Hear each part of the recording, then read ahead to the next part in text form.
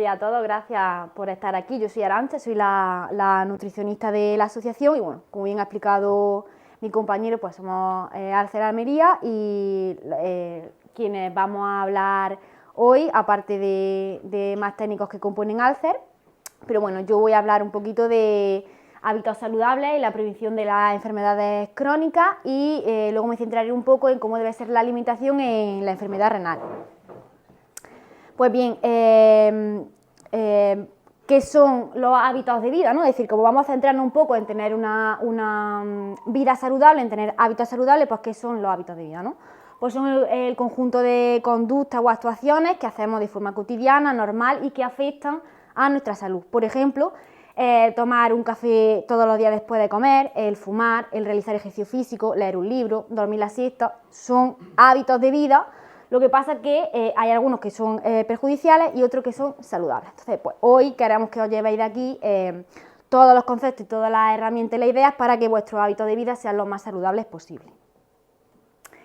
Para gozar de buena salud, para tener unos hábitos saludables, debemos cumplir una serie de pilares y los que vamos a hablar hoy pues son la alimentación saludable, el tener un buen descanso y una buena relación con la comida, estar bien físicamente y realizar ejercicio físico de forma habitual. Vamos a centrarnos en lo que es la alimentación saludable y en conocer cómo son nuestros hábitos, si tenemos hábitos alimentarios que son saludables o por el contrario nuestros hábitos alimentarios pueden perjudicar nuestra salud. ¿Qué son los hábitos alimentarios? Pues son comportamientos conscientes, colectivos y repetitivos que nos conducen a seleccionar, consumir y utilizar determinados alimentos en respuesta a una influencia sociales y culturales. Por ejemplo, un hábito alimentario es ir al cine y comprar palomitas. Hay gente que si va al cine y no compra palomitas no se sienta a ver la película, pues eso podría ser un hábito alimentario. El ir, por ejemplo, de picnic y llevarse la comida también puede ser otro hábito alimentario. Al final está influido tanto social como por nuestro entorno. ¿Cómo se crean los hábitos alimentarios? Pues los hábitos alimentarios comienzan desde que nacemos. Es decir, es una necesidad biológica el alimentarse que al final se acaba convirtiendo en un hábito social. Si no comiésemos, al final nos moriríamos, ¿no? Entonces, por eso es una necesidad biológica. Pero está influida por todo el entorno del individuo, es decir, desde que nacemos, el entorno de la familia, los niños cuando van al comedor escolar o en el recreo, si comemos también en el entorno de trabajo. Al final nos acompañan toda nuestra vida hasta edad ya adulta y de ancianos. Y estos hábitos alimentarios están influidos por múltiples factores, como son factores sociales, económicos, culturales, geográficos, biológicos, simbólicos y psicológicos. Al final todo esto va a determinar cómo son nuestros hábitos alimentarios. Para la alimentación saludable, ahora mi compañera María del Mar va a explicaros cómo tener una alimentación saludable y os va a enseñar una serie de herramientas. Vale. Pues bueno, como estamos hablando de alimentación saludable, pues lo primero que tenemos que saber es qué es la alimentación saludable, ¿no? Pues una alimentación saludable es aquella que aporta a cada individuo todos los alimentos necesarios para cubrir sus necesidades nutricionales, mantener la salud y prevenir la aparición de enfermedades. ¿Y qué características tiene que tener una alimentación para que sea saludable? Pues tiene que ser completa, es decir, que tenga todos los nutrientes, equilibrada, que tenga las cantidades adecuadas, suficiente, que cubra nuestros requerimientos nutricionales y energéticos, que sea variada para no caer en la monotonía y que siempre sea lo mismo, es decir, además, cuando nuestra alimentación es muy variada va a tener mucha más calidad nutricional y mucho más aporte de nutrientes y que esté adaptada pues, a nuestra situación, nuestra edad, si tenemos alguna patología, etc. Para que tengáis algunas nociones básicas y podáis elegir opciones mucho más saludables, tendremos que saber de qué están compuestos los alimentos. Pues los alimentos están compuestos de proteínas, como pueden ser la carne, el huevo, el pescado, hidratos de carbono como el arroz, la pasta, los cereales, grasa como el aceite de oliva, muy conocido, o el aguacate, fibra que pueden tener frutas, verduras y hortalizas, agua para mantenernos bien hidratados, vitaminas y minerales. Y bueno, ahora que ya tenemos las nociones principales, os preguntaréis, ¿qué tengo que comer o cómo tengo que comer para comer saludable? Pues hoy os he traído una serie de herramientas para que tengáis recursos y podáis elegir nuevamente opciones saludables. La primera de ellas son las pirámides nutricionales. Estas son la del SEN de 2015 y la Fundación de la Dieta Mediterránea, que son las más antiguas porque estas pirámides se han ido mejorando a lo largo del tiempo, y estas en concreto nos dicen en la base que tenemos que hacer ejercicio, mantenernos hidratados y que nuestra dieta debe componerse diariamente, o sea, los alimentos que debemos consumir diariamente son pasta, pan, arroz, cereales, y conforme va subiendo en la pirámide va disminuyendo el consumo. Además, recomienda el consumo de bebidas alcohólicas como el vino o la cerveza, cosa que es un hábito que no se debe de recomendar a la población general, porque, como ha dicho mi compañera Arantxa, hay hábitos que son perjudiciales, como puede ser uno de ellos. Por eso, la pirámide que yo creo que refleja mejor cómo llevar una alimentación saludable es la pirámide cardiosaludable, que nos dice que en nuestra base, en nuestra alimentación diaria, tenemos que consumir frutas, verduras, varias veces al día, o sea, diaria y varias veces al día, y luego un consumo semanal pues, de lácteos, pescados, frutos secos, aceite de oliva, etc. Además de no recomendar, como he dicho, muy importante, el consumo de bebidas alcohólicas. Y bueno, aquí al lado pues tenemos el triángulo de la alimentación saludable, que básicamente nos dice lo mismo, que tenemos que tener un consumo diario varias veces al día de frutas, verduras, frutos secos, etc. Luego semanalmente de carnes, pescados, lácteos, huevos, etc. Y ocasionalmente pues de procesados, grasa, etc. Vale, otra herramienta que os doy y es el plato saludable, no sé si lo conocéis, lo habéis visto alguna vez, se llama plato de Harvard, nos ayuda un poco a medir las proporciones sobre cómo tiene que ser nuestro plato, ¿no? Cómo tiene que estar compuesto, la mitad tiene que ser de vegetales, luego un cuarto de proteína y otro cuarto de granos que preferiblemente tienen que ser de variedad integral. Esto pues el pan, la pasta, el arroz, si son de variedad integral muchísimo mejor. También nos dice que nos tenemos que mantener activos, que es otro tema que van a tratar también mis compañeros, que la bebida preferente es el agua para mantenernos bien hidratados y que tenemos que utilizar grasas saludables como el aceite de oliva. Aquí tenéis algunos ejemplos, por ejemplo, judías verdes con arroz y salmón, verduras con patata y merluza o una ensalada con patata y carne. Aquí tenéis algunos ejemplos. Y otra herramienta que yo creo que es muy importante y que nos va a llevar a tomar decisiones que pueden ser saludables o alimentos que pueden ser más saludables que otros, es saber diferenciar entre si nuestra alimentación, o sea, si nos alimentamos de manera real o de una manera que viene guiada por las emociones. ¿Sabríais la diferencia entre la alimentación real y la emocional? Bueno, pues yo la explico. La alimentación real es la que aparece de forma gradual, es decir, por ejemplo, si yo como en la comida, con cuánta hambre llego a la merienda o a la cena, suele ser adecuada, pues como veis aquí, guiada por el plato de Harvard, en las proporciones adecuadas, en unos horarios normales, controlamos las cantidades, es decir, si por ejemplo yo estoy comiendo, sé identificar que no tengo más hambre y puedo parar de comer. Y podemos esperar a la hora de comer. Mientras que la emocional aparece de forma repentina, normalmente suelen ser alimentos poco saludables porque suele estar influida por el estado de ánimo, es decir, cuando nos encontramos en una situación de estrés, de nervios, nos vamos a comer alimentos poco saludables, ¿no? Como por ejemplo puede ser el chocolate o unas palomitas o algo dulce. Y no podemos esperarlo para una hora de comer determinada, sino que lo quiero y lo quiero ya, me lo quiero comer ya.